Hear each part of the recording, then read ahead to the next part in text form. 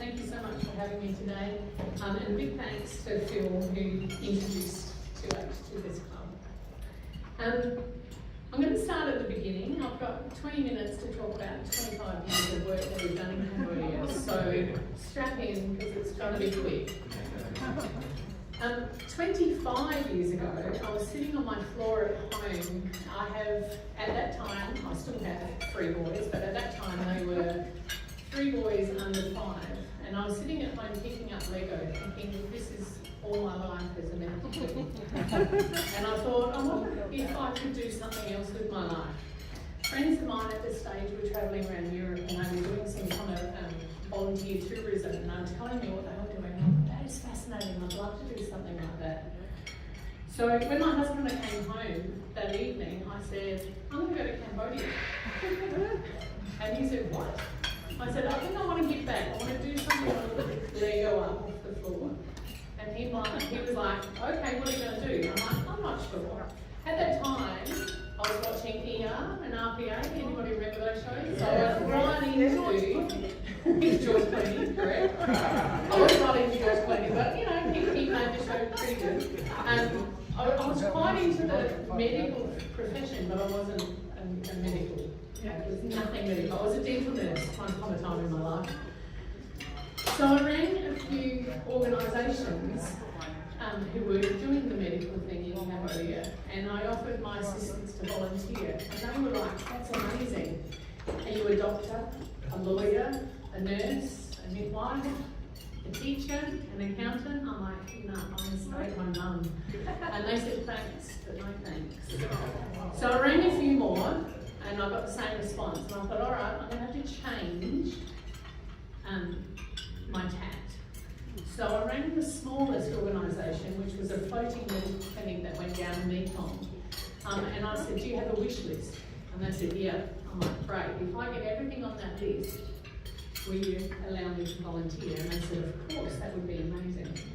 So they faxed through probably about 9 or 10 pages of equipment, from medications through to surgical equipment, which I had no idea what it was.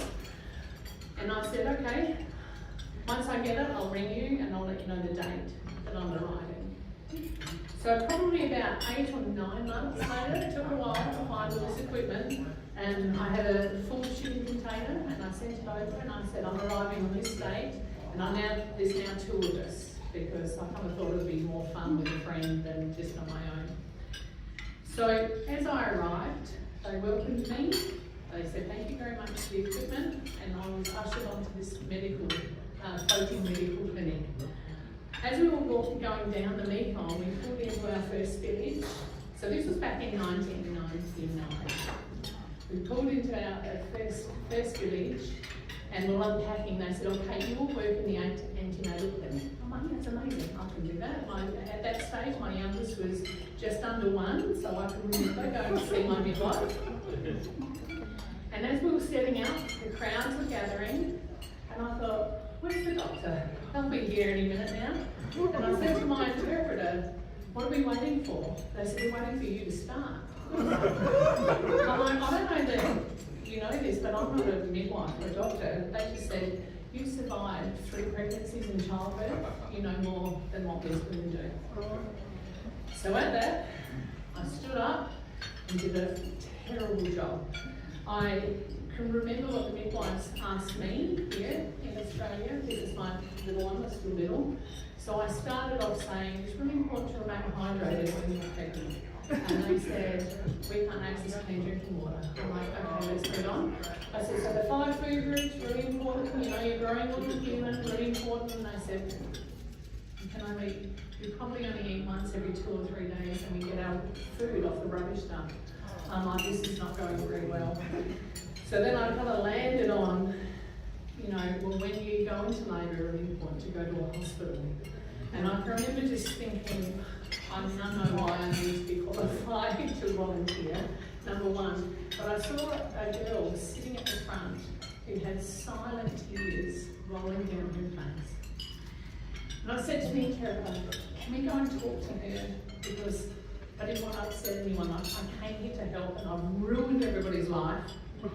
And I spoke to her and she said, my mum died having me, I'm petrified. At that, the bell went, and had to pack up, and we went, and down to Mekong we went.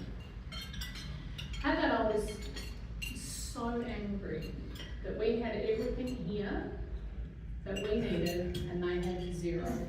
I tried really hard in my first labour and birth to actually not come out of it. I lost 4.3 litres of blood. So if I wasn't here with our amazing service, I would have been one of the stats today. So I thought somebody has to do something about this. I looked up organisations and there was nobody doing anything. And I thought, well, I don't know what I'm going to do. I'm just a mum at home. On the plane on the way back, I thought, you know what I'll do?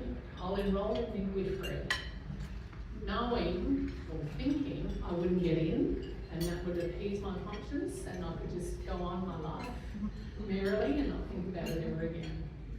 But I got in. After graduating,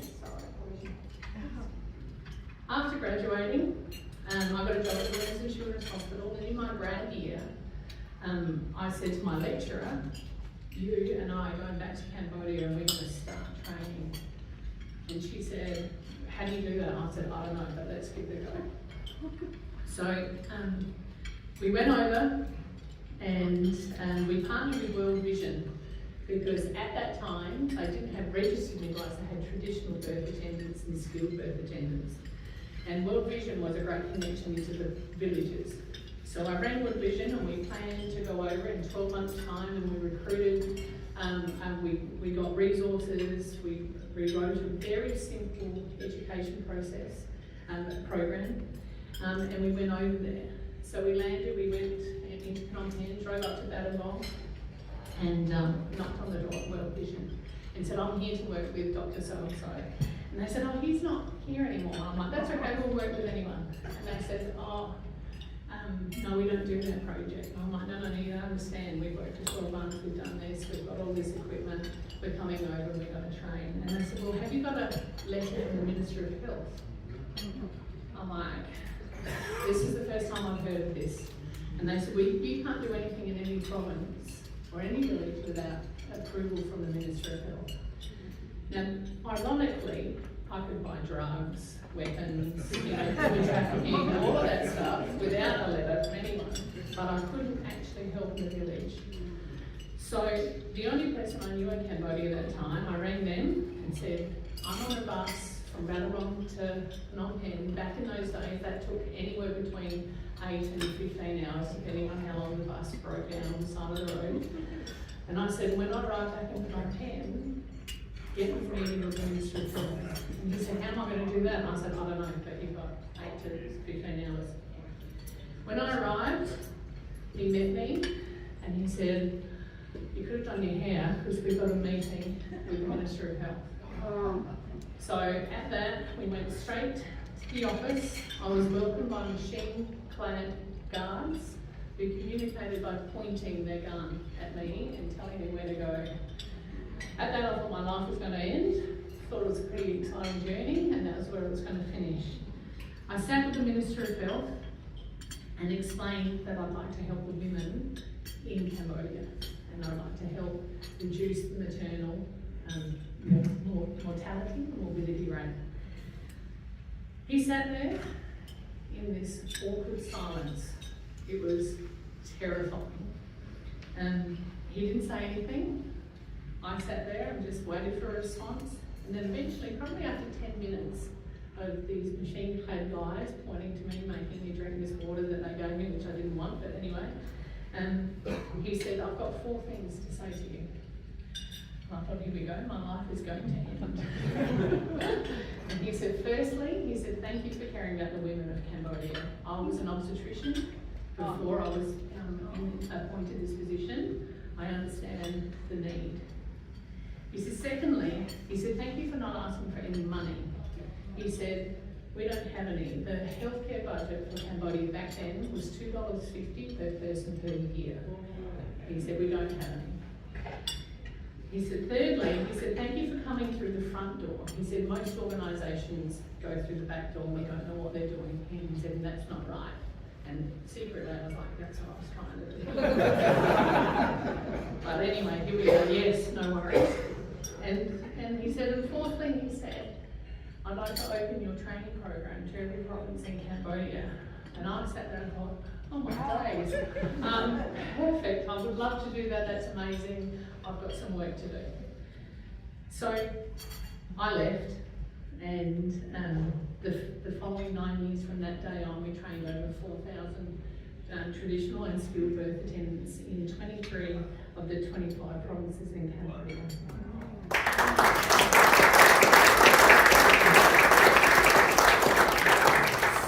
So moving forward, just so I can get through the presentation, the Cambodian government around 2017, 2018 changed their laws that every woman needed to birth with a registered midwife, and that was to meet the World Health recommendations.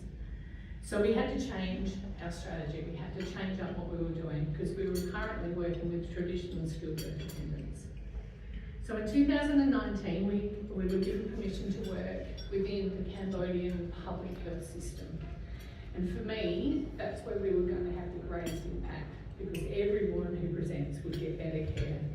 We toyed with the idea of starting a private clinic, which would have been amazing for the 30 women we could have, supported. Whereas if we worked in a public health system, we could support every woman. We started off in Paia province, which is up near the Thai border, and that program was a huge success.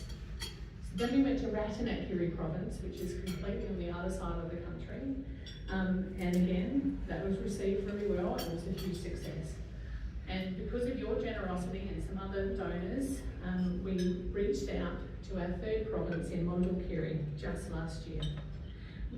The 3 provinces, we reached 8 ethnic minority groups, 300 midwives, obstetricians. We work in across 55 health centres, 5 referral hospitals, and we helped support 12,000 plus births a year.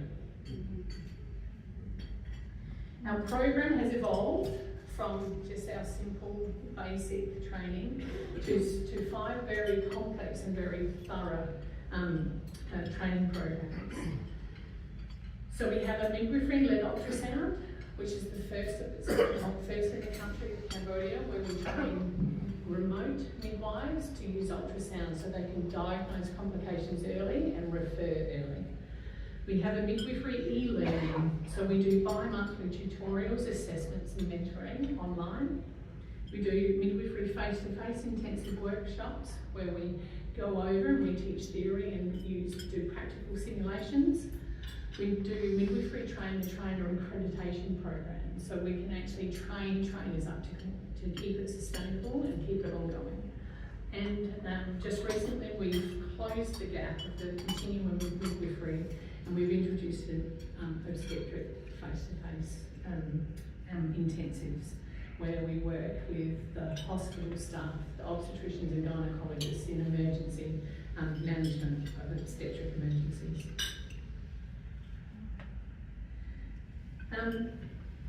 Unfortunately, still today, every 2 minutes a woman will die in pregnancy and childbirth. That's approximately 800 women per day, or 300,000 women per year. And the tragedy of this is most of that is preventable. In Cambodia, a woman is in Cambodia, a woman is at least 73 times more likely to die in childbirth than a woman in Australia. Like, that's just still not on. And although we can't fix every complication, we can reduce this number significantly through this training and this education. Mondulkiri, where you provided the ultrasound devices and some other people helped with to pay the training of the midwives, we have had an enormous success. We introduced that back in September 2024, so that's just, 4 months ago.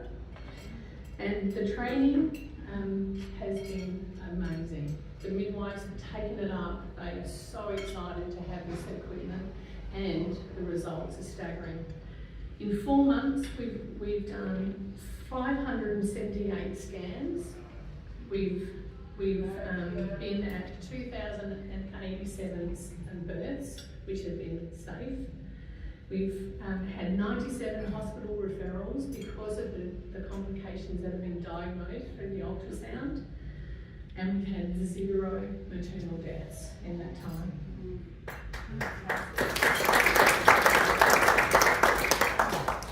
This is Danny. She's one of the midwives, and she is just amazing, and she is so excited to receive this training.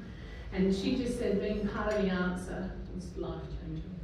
She enjoys going to work now. She used to hate going to work because she didn't know what was turning up. So there are, I can tell you millions of stories about the midwives on the ground, but they are very grateful.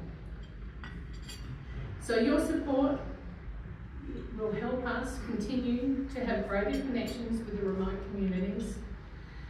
Has a direct impact on maternal and neonatal outcomes in Mondulkiri, but also with the other provinces. It continues to build the capacity of doctors and midwives so their service is getting better, so women presenting will have better outcomes. And of course it aligns with your international commitment of saving mothers and children. We're a perfect match. It's relatively cheap to save the lives of women. It's 12,000 Australian dollars. We'll have a device in a new health centre, and 18 months of training, follow-up, face-to-face, simulations, education. It's that simple. You know, to make a difference, it's that simple. It's that easy. So in closing, I'd like to say thank you. Your generosity has literally saved lives.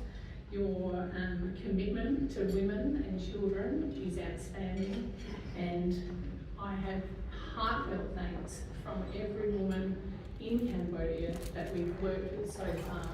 But the midwives also have said, I told them I was speaking today, and they said to send their love and thank you for caring about somebody on the other side of the world who you probably never get to meet. So thank you.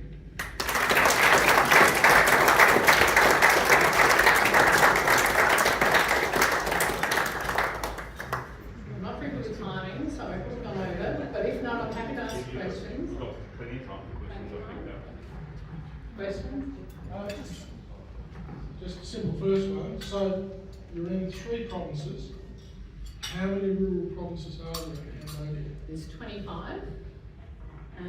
25. We've since met with the new Minister of Health, and he's asked us to do the ultrasound training and midwifery training in every province, but for me it's capacity. Of course, I don't want to put any money to it. And are there other Jews over there in these other provinces, or are they a complete blank sheet? Other means? Other Cape Taylors in other provinces. So, no. So we work out in the really remote areas, because as you closer you get to Phnom Penh, or the capital city, the more NGOs, the more support they have. Nobody wants to go outside, but we go to this province, and I haven't been there yet, but I think we're planning to go there in November. You can only get there by elephant. So, we go out in the middle of nowhere where it's actually quite difficult to get to. So we're the only NGO that ventures that far. I'd like to ask, excuse me, I really admire what you've done, by the way, so don't get me wrong. But what about your 3 children? At a young age, you're leaving them. Yeah, that's great. They're very independent. They're actually stable. They're not in therapy. So your husband looked after them. Yeah. So I left it with somebody loving and caring, and he had more support than, I would have ever got if he went on. But no, the boys are great. The boys have all travelled to Cambodia multiple times. In fact, two of my children both have done international community development degrees, and they all work in the space of giving back. And the boys are great. They're okay. They're stable. They're married. It's not my problem anymore. Thanks, Kate. Just these are so remote. Is it dangerous? No, probably in '99 when I first went, because I really didn't know what was going on in Cambodia and her history. Khmer Rouge was still, they weren't running the company, but the country, but they were active back then. I kind of feel like ignorance was kind of bliss for me at that stage. Looking back, I go, possibly a little down. I probably could have listened to my mum a little. She told me not to go. But no, it's actually quite stable. It's quite stable now, yeah. Kate, thank you for talking about your amazing work. Was language a problem? Did you have someone to interpret? Because you went through so many places where English would not be spoken. Yeah. Language is probably still a problem, but I've always managed to find somebody who had enough English to get by. And over the years, we've put some interpreters through some extra training, and they still work with us today. So we have great interpreters. I'd like to say I'm fluent in Khmer. I'm not, and every time I try and say something, I have the wrong inflection, and it's usually the wrong word. So I try not to say anything because I usually offend. So I try not to. I've got the interpreter do that.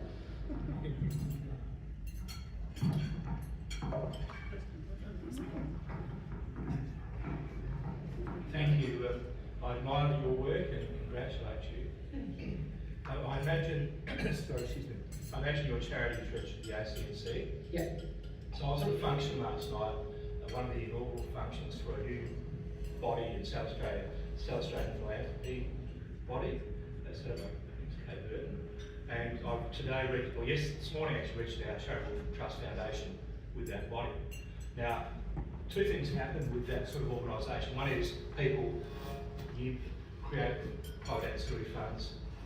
Some might have public ancillary funds, such as our Rotary Club.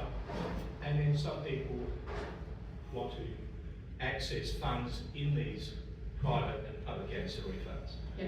And I know that one of the comments made often is people say the private ancillary fund, they actually don't quite know where to send their money. And a lot of that's passion driven. So what I'm suggesting to you is you might want to register your charity with that, and something brand new. Yeah. But Zing and I went to a meeting last night. I think I can speak for both of us. We thought it was an excellent function to go to. There's another one coming up March the 6th, which I'm probably going to see to go, and I want Zing to join me. But the whole issue around philanthropy is really getting some traction. Yeah. And it is that's the place you're going to find more money to help you go to more provinces. Yeah. So there are lots of people that are generous at heart. They just don't know quite Where to give. Amazing. Wow. And maybe tell the story. Thank you. Yeah, I will register. I probably should say that 2H, we have one paid employee in Australia that does all the logistics, admin, and one Cambodian employer who helps on the ground in Cambodia. Everybody else, including my time, is completely voluntary. I pay my own way every time to go over to Cambodia. Once or twice I've had that donated, but other than that it's completely voluntary. So the money, we're really proud to say the money we get, we put it in to as much as we can on the projects on the ground. Kate, over here, sorry. Hi. Just the post-care now for these women as they survive, and what's the rate of postpartum depression, and is there support for mothers and families around that? Great question. Postnatal depression is still a relatively new thing in Cambodia. It's something that they haven't focused on. So the focus was to have better antenatal care and get through childbirth. Now that we're doing that more successfully, introducing postnatal care, education and postnatal care services. It's very different to here. You know, it is very much the village mentality in Cambodia, so they have their village who supports each other. I have a very tragic story that happened when we were in Cambodia last year, where there was a girl who went into labour and she was on the other side of the river, and the health centre was just on the other side, probably the river crossing. Usually takes about 10 minutes, depends on current and flow and, you know, the season. It took probably about 20 minutes to get to, and then she had a 5 or 10 kilometre walk to get to the clinic once on the other side. Her labour progressed really quickly and she birthed, but unfortunately she let out by the time they got to the other side. But postnatally, the village helped out. Every mother that was breastfeeding took a roster essentially that they breastfed. They had this baby was fed, this baby was cared for, this baby was well loved and looked after. So the dad had great supports. The girl, they were just newly married. She was only 20, so, you know, really tragic. But that postnatal care was mostly provided by the village, which is something which is amazing to see. But yeah, we can always improve it though. Okay. Okay? Thank you for Perfect, no that worries. truly inspiring talk. It's taken us a while to get you here, but I'm so glad we've been able to do Yeah, that. thank you. And you brought us together today to help celebrate the ideals of Rotary. Yeah. And we have this pleasure of presenting you with this collector's edition. Perfect.